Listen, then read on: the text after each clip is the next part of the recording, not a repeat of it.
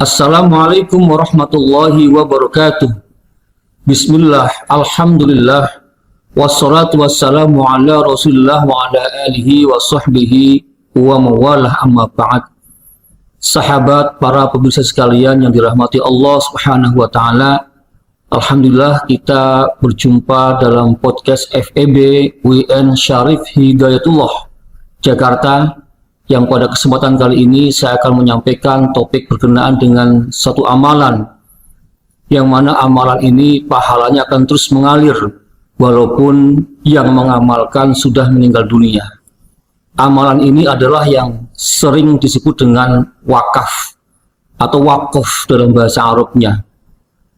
Wakaf merupakan sebuah amalan di mana seseorang menyerahkan harta bendanya kepada nazir atau pihak yang akan mengelola dan mengembangkan harta benda wakaf, serta mengamankan harta benda wakaf ini sampai hari kiamat. Ya tentu nazirnya akan berganti-ganti, nggak mungkin satu nazir lalu dia sampai hari kiamat. Kita nggak tahu kapan datangnya kiamat. Jadi si nazir inilah yang nantinya akan mengelola harta benda yang diwakafkan itu, di mana harta benda asalnya itu ditahan, tapi kemudian dikembangkan, dan hasil dari pengembangannya itulah yang kemudian disalurkan atau disampaikan kepada pihak yang dituju, yang kita sebut dengan mauquf alaih. Mauquf alaih ini adalah pihak yang menerima manfaat dari wakaf.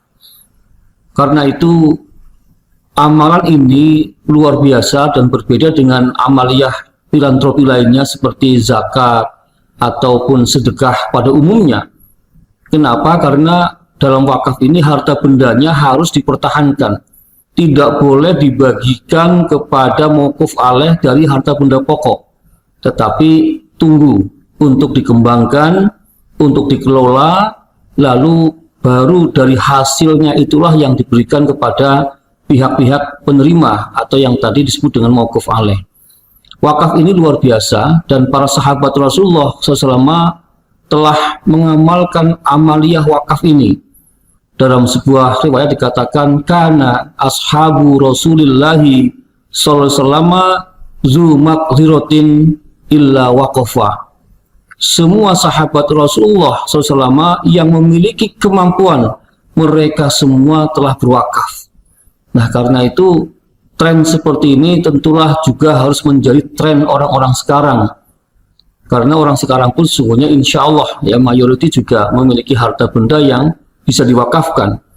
Dan memang dalam konteks wakaf ini, kalau dahulu kebanyakan orang itu wakaf ya dengan wakaf tanah ya, yang lalu dari tanah itu dijadikan masjid, musola ataupun kuburan. Dan saya kira itu sangat membantu dan sudah memberikan manfaat yang sangat besar kepada umat ini, ya dalam hal peribadatan, pendidikan, dan juga pemakaman tadi. Namun demikian, kita sekarang ingin mengembangkan wakaf ke arah yang produktif. Untuk apa? Agar supaya wakaf ini juga memberi manfaat ekonomi kepada umat. Di mana kita tahu bahwa orang miskin di Indonesia masih sangat banyak, ya, dan pemerintah pun belum mampu sepenuhnya untuk mengentaskan mereka dari jurang kemiskinan. Karena itu semua pihak harus turut serta dalam pengentasan kemiskinan ini. Dan instrumen wakaf ini insya Allah kalau ditangani dengan baik, dengan profesional, maka akan mampu mengentaskan kemiskinan. Apalagi saat ini kita di Indonesia sudah mengembangkan wakaf, tidak hanya wakaf aset tanah atau aset dari harta benda yang tidak bergerak, tetapi juga kita sudah mengembangkan wakaf berbasis uang atau yang sering kita sebut dengan wakaf uang atau wakaf tunai. Wakaf tunai ini sangat legal karena sudah didukung oleh undang-undang. Dalam Undang-Undang Wakaf nomor 41 tahun 2004, bahwa wakaf kita ini bisa berasal dari harta benda yang tidak bergerak dan juga bisa berasal dari harta benda yang bergerak. Dan harta benda yang bergerak ini diantaranya adalah uang. Indonesia dengan penduduk yang sangat banyak, lebih dari 270 juta jiwa, atau kalau dihitung muslimnya mungkin sekitar 250 juta jiwa, maka ini potensi besar. Dan kita sudah mencoba menghitung potensi wakaf di Indonesia ini hampir mencapai 181 triliun satu tahun. Angka yang sangat besar. Kalau angka ini bisa kita realisasikan, kita wujud nyatakan, maka insya Allah pengembangan dari angka 181T ini akan bisa berdampak kepada kesejahteraan masyarakat. Dan ini berbeda dengan instrumen melalui zakat atau melalui sedekah lainnya. Ya, kalau zakat dan sedekah itu kan harta yang terkumpul kemudian langsung dibagikan kepada mustahik-mustahiknya. Tetapi kalau wakaf ini karena harta pokoknya itu tidak boleh dibagikan, maka pertambahan dari tahun ke tahunnya akan semakin besar, akan semakin banyak. Ini kelebihan daripada wakaf itu sendiri. Dengan banyaknya harta yang terus terkumpul sebagai harta benda wakaf, maka tentu manfaatnya pun akan sangat besar. Dan saat ini dalam konteks pengembangannya kita sudah memiliki berbagai instrumen yang insya Allah cukup aman untuk mengembangkan harta benda wakaf dalam bentuk uang ini. Di antaranya adalah instrumen yang disiapkan oleh pemerintah yang namanya Cash Wakaf Link Sukuk, atau kita sering menyebutnya CWLS. Di CWLS ini kita diberikan return yang cukup tinggi sebagaimana sukuk-sukuk pada umumnya, hanya saja kelebihannya tidak kena pajak. Kalau pada sukuk pada umumnya dari returnnya itu kena pajak yang cukup besar, mungkin sampai 20%. Tetapi di sukuk wakaf 0%. Maka keuntungan dari pengembangan melalui instrumen ini sangat baik sekali dan sangat aman. Ini sangat penting, mengembangkan dan mengelola harta benda wakaf itu harus dijaga keamanan dan keutuhan daripada harta benda wakaf ini. Sebab kalau tidak, ya kita tentu berdosa kepada para wakif. Karena para wakif itu mengamanahkan harta benda wakaf ini ya untuk dikelola, untuk dijaga, dan tetap utuh. Kalau kemudian nazirnya menghilangkan harta benda wakaf, ini berbahaya. Akan menjadi presiden buruk dan tentu yang bersangkutan juga berdosa. Para pemirsa sekalian, maka dari itulah dalam konteks kekinian, para nazir kita ini haruslah nazir-nazir yang profesional. Haruslah nazir-nazir yang terdidik. Dan sekarang sudah ada mekanismenya, karena sudah ada pendidikan dan pelatihan para nazir yang kemudian diikuti dengan sertifikasi berstandar BNSP. Dan ini luar biasa. Dengan cara itu maka para nazir kita memiliki kemampuan, skill ya yang cukup baik dalam mengelola dan mengembangkan harta benda wakaf. Untuk itulah tinggal bagaimana sekarang kita sebagai umat turut mendukung berkembangnya wakaf ini, termasuk wakaf uang, dengan cara kita membiasakan diri untuk berwakaf.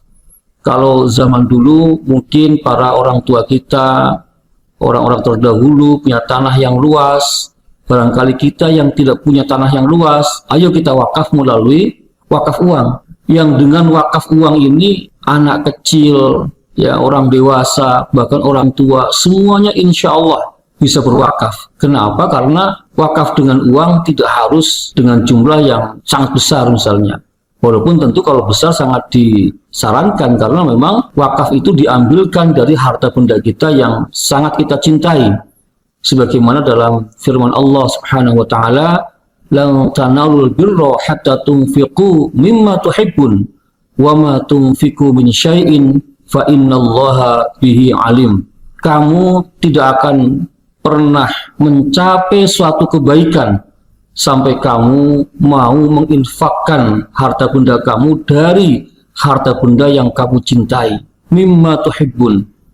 Ini oleh para ulama diartikan dengan wakaf itu sendiri, yang membedakan dengan amaliyah filantropi lainnya, yang mana pada waktu itu sahabat Umar ibn Khattab pun ya ketika mendengarkan firman Allah Subhanahu wa taala ini, beliau langsung datang kepada Nabi dan berkonsultasi, ya di mana beliau punya tanah yang sangat subur yang berada di Khaybar. Lalu beliau tanya kepada Rasulullah, "Ya Rasul, tanah yang bagus ini sebaiknya saya apakan?" Ya berkenan dengan firman Allah di Ali Imran 92 tadi. Maka kemudian Rasul memberikan saran kepada sahabat Umar, "Wahai Umar, kalau kamu mau kau tahan aslinya atau kotahan asalnya, lalu kamu sedekahkan hasilnya dengan kamu tidak menjualnya, kamu tidak menghibahkannya, dan kamu tidak mewariskannya. Ini pesan dari Rasul, dan kemudian sahabat Umar pun melaksanakan ini. Ini luar biasa. Memang kita dalam berwakaf harus atau sebaiknya ya mengambil dari harta benda yang paling bermakna, yang sangat bermakna, yang memiliki arti, bukan dari harta benda yang tidak berarti. Nah, seringkali banyak di antara kita kalau mau memberikan sesuatu kan umpamanya ada bencana, ada pengumpulan barang bekas, ya pakaian-pakaian rombeng yang kita kumpulkan, yang bagus nggak dikumpulkan. Nah, tentu ketentuannya tidak seperti itu. Tapi dari harta benda yang baik, ya tentu minimal masih ada manfaatnya, dan manfaatnya ini dapat dirasakan oleh umat. Nah, karena itu gerakan untuk wakaf ini tentu harus masif oleh semua pihak turut serta, baik mereka-mereka yang bertindak sebagai nazirnya, ya maupun kita sebagai masyarakat juga harus mendukung sebagai wakif, sehingga insya Allah target kita mengumpulkan uang wakaf sebanyak mungkin dari potensi yang ada mudah-mudahan dapat dicapai, dan pada akhirnya insya Allah akan mampu memberikan kontribusi dalam mengentaskan kemiskinan itu. Dan yang perlu diketahui, tadi tekankannya bahwa dengan berwakaf ini pahalanya luar biasa. Bahkan ketika kita sudah meninggal dunia sekalipun, insya Allah sebagaimana yang ada dalam sabda Rasulullah, pahalanya akan terus mengalir.